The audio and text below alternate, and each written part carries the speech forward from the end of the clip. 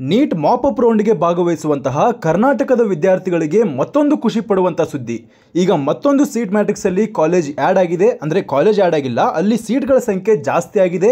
50 ಸೀಟ್ಗಳನ್ನು ಜಾಸ್ತಿ ಮಾಡಿದ್ದಾರೆ. ಈ 50 ಸೀಟ್ಗಳಲ್ಲಿ 43 ಸೀಟ್ಗಳು ಕರ್ನಾಟಕದ ಕೆಇಎ ಪಾಲಿಗೆ ಬಂದ್ರೆ ಇನ್ನು 7 ಸೀಟ್ಗಳು ಆಲ್ ಇಂಡಿಯಾ ಕೌನ್ಸಿಲಿಂಗ್ಗೆ ಹೋಗ್ತವೆ. ಹಾಗಾದ್ರೆ ಆಪ್ಷನ್ ಎಂಟ್ರಿಗೆ ಇನ್ನೂ ಮತ್ತೆ ಟೈಮ್ ಅನ್ನು ಕೊಡ್ತಾರಾ? ಹೌದು. ಹಾಗಾದ್ರೆ ರಿಸಲ್ಟ್ ಇನ್ನೂ ಲೇಟ್ ಆಗ್ತದಾ? ಹೌದು. ಈ ಒಂದು ಕಾಲೇಜನ್ನು ಹಾಕೊಳ್ಳೋದಕ್ಕೆ ಎಲ್ರಿಗೂ ಅವಕಾಶ ಕೊಡ್ತಾರಾ? ಹೌದು. ಹಾಗಾದರೆ ಪ್ರತಿಯೊಂದು ಕ್ಯಾಟಗರಿಗಳಲ್ಲಿ ಈ ಕಾಲೇಜ್ಗೆ ಎಷ್ಟು ಸೀಟ್ಗಳಿದಾವೆ ಎಂಬುದನ್ನು ಈ ಒಂದು ವಿಡಿಯೋದಲ್ಲಿ ತಿಳ್ಕೊಳ್ಳೋಣ.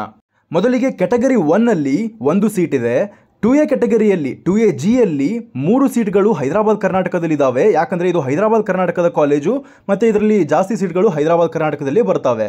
ಕ್ಯಾಟಗರಿ 1G ಯಲ್ಲಿ 1 ಸೀಟು, ಕ್ಯಾಟಗರಿ 1H ಅಲ್ಲಿ 1 ಸೀಟು, 2AH ಅಲ್ಲಿ 3 ಸೀಟ್ಸ್ಗಳಿದ್ದಾವೆ, 2AG ಅಲ್ಲಿ 1 ಸೀಟ್ ಇದೆ.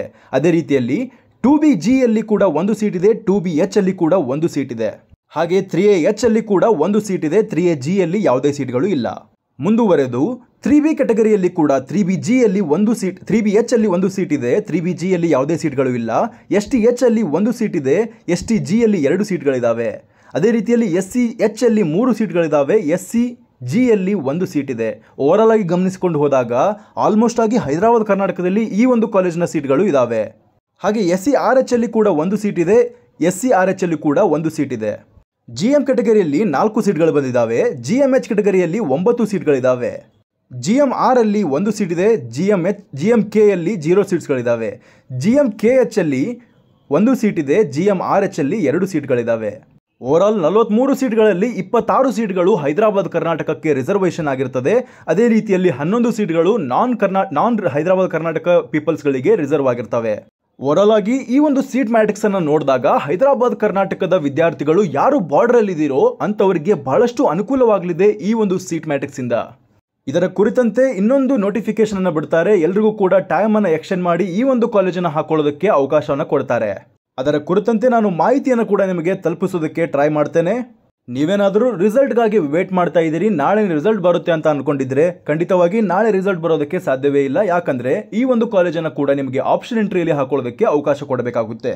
ಯಾಕಂದ್ರೆ ಎಲ್ರಿಗೂ ಕೂಡ ಹಿಂದ್ಗಡೆ ಆಲ್ರೆಡಿ ಸೀಟ್ ಸಿಕ್ಕೋರಿಗೂ ಕೂಡ ಈ ಒಂದು ಕಾಲೇಜನ್ನು ಹಾಕೊಳ್ಳೋದಕ್ಕೆ ಅವಕಾಶ ಕೊಡಬೇಕಾಗುತ್ತಲ್ಲ, ಅದಕ್ಕಾಗಿ ಅವರಿಗೂ ಕೂಡ ಡೇಟನ್ನು ಎಕ್ಸ್ಟೆಂಡ್ ಮಾಡ್ತಾರೆ. ಎಲ್ರಿಗೂ ಕೂಡ ಡೇಟನ್ನು ಎಕ್ಸ್ಟೆಂಡ್ ಮಾಡಿಯೇ ಮಾಡ್ತಾರೆ, ಆಪ್ಷನ್ ಎಂಟ್ರಿಗೆ ಕೊಡ್ತಾರೆ.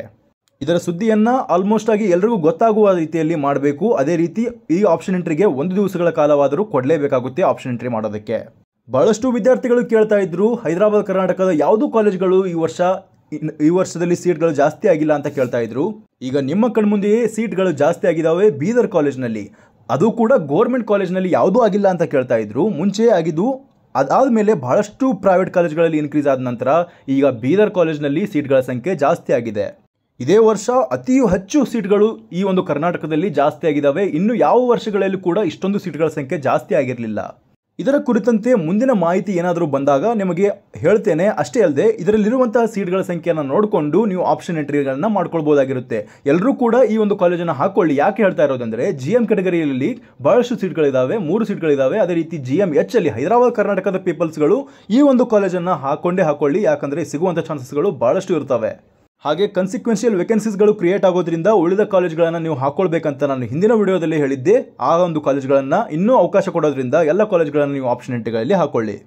ಇದಿಷ್ಟಾಗಿತ್ತು ಈವರೆಗಿನ ಮಾಹಿತಿ. ಈ ಮಾಹಿತಿ ನಿಮಗೆ ಇಷ್ಟವಾಗಿದ್ದರೆ ಚಾನಲ್ನ ಸಬ್ಸ್ಕ್ರೈಬ್ ಮಾಡ್ಕೊಳ್ಳಿ. ಹಾಗೆ ನಿಮ್ಮ ಫ್ರೆಂಡ್ಸ್ಗಳಿಗೂ ಈ ವಿಷಯವನ್ನು ಶೇರ್ ಮಾಡಿ. ಧನ್ಯವಾದಗಳು.